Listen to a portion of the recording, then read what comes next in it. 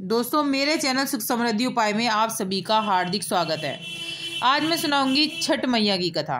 पौराणिक कथा के अनुसार प्रियव्रत नाम का एक राजा था। उसकी पत्नी का नाम मालिनी था। राजा की कोई संतान नहीं थी। इस बात से राजा और उसकी पत्नी बहुत दुखी रहा करते थे। उन्होंने एक दिन संतान प्राप्ति की इच्छा से महर्षि कश्यप द्वारा पुत्रेष्टि यज्ञ करवाया। इस यज्ञ के बाद रानी गर्भवती हो गई और 9 महीने के बाद रानी ने एक मरे हुए पुत्र को जन्म दिया। इस बात को सुनकर राजा बहुत दुखी हुआ और संतान के दुख में वह राजा आत्महत्या करने वाला था। राजा जैसे ही आत्महत्या करने की कोशिश की, उसके सामने एक दिव्य सुंदरी देवी प्रकट हो गई। देवी ने राजा को कहा कि मैं सृष्टि देवी हूँ। मैं लोगों को पुत्र का सौभाग्य प्रदान करती हूँ। जो भक्त सच्चे भाव से मेरी पूजा करते हैं, उनकी सभी मनोरथों को मैं अवश्य ही पूर्ण कर देती हूँ। यदि तुम भी मेरी पूजा आराधना सच्चे मन से करोगे तो मैं तुम्हारी सभी मनोकामना शीघ्र ही पूर्ण कर दूंगी। यह सुनकर राजा माता को हाथ जोड़कर नमस्कार करते हुए उनकी बात को मान लिया। राजा और उसकी पत्नी ने कार्तिक शुक्ल पक्ष की षष्ठी के दिन माता सृष्टि की पूजा पूरी भक्ति और श्रद्धा के साथ की। उसकी पूजा और भक्ति को देखकर माता बहुत प्रसन्न हुई।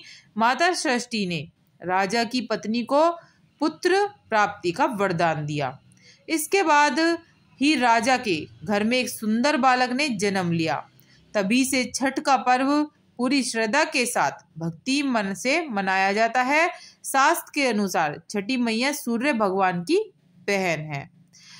बोल सूर्य भगवान की जय, बोल छठ मैया की जय। पौराणिक कथानुसार महाभारत काल में जब जुए में पांडव अपना सारा राजपाट जुए में हार गए थे, तब द्रौपदी ने छठ व्रत रखा था। द्रौपदी के व्रत से प्रसन्न होकर षष्ठी देवी ने पांडवों को उनका राजपाट वापस दिला दिया था। इसी तरह छठ का व्रत करने से लोगों के घर में सुख समृद्धि और खुशहाली बनी रहती है।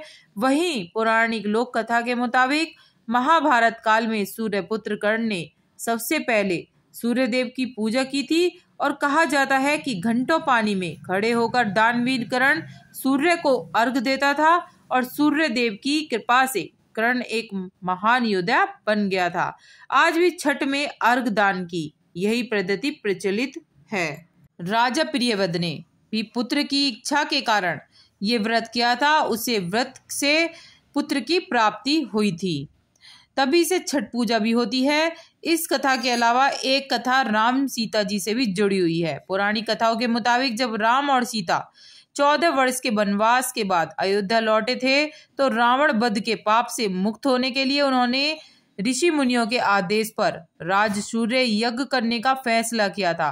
पूजा के लिए उन्होंने मुग्दल ऋषि को आमंत्रित किया। मुग्दल ऋषि ने माँ सीता पर गंगा जल छिड़क कर उन्हें पवित्र किया और कार्तिक मास के शुक्ल पक्ष की षष्ठी तिथि को सूर्य देव की उपासना करने का आदेश दिया।